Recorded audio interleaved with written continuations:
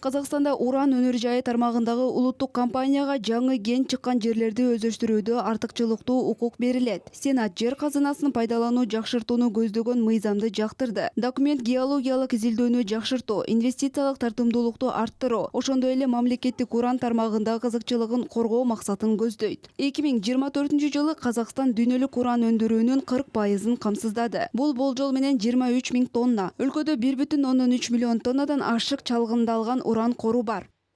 Отдельное внимание уделено вопросам регулирования разведки. Ядролук отунга суроо талаптын өсүшүн эске алсак, өзгөчө өлкөбүздөгү жаңы атом электр станцияларынын курулушуна байланыштуу урандын стратегиялык зарылдыгын эсепке алышыбыз керек. Мыйзамда уран кору аныкталган аймакта башка казма байлыктарды издөөгө, уран өндүрүүгө тиешелүү аймакта үчүнчү тараптарга ген чалгындоого лицензия берүүгө тыюу салуу каралган. Бул нормалар урандын стратегиялык коруна мамлекеттик көзөмөлдү күчөтүүгө жана ар кандай ген өндүрүүчүлөрдүн кызыкчылыктары бири-бирине карама-каршы келбешине багытталган.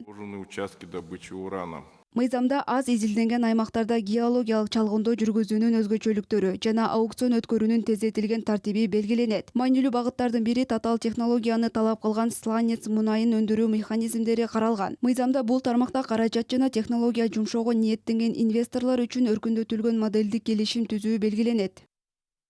Арнайы түзөтүүлөр мындай аумактарда зерттөөлөр жүргүзөтүн инвесторлор үчүн бир катар Атайын түзөтүүлөр мындай аймактарда изилдөөлөрдү жүргүзүү үчүн инвесторлорду шыктандыруу чараларын карайт. Ошону менен бирге уран өндүрүү тармагында улуттук кызыкчылыктарды эске алынышын камсыз кылуучу ченемдер да бар. Жалпысынан мыйзам көмүр-суутектерди жана уран өндүрүү сыяктуу жетектөөчү тармактардын туруктуу өнүгүшүнө оң таасирин тийгизген деп ишенебиз. Алардын туракты дамууна оң септигин тийгизет деп сенемиз.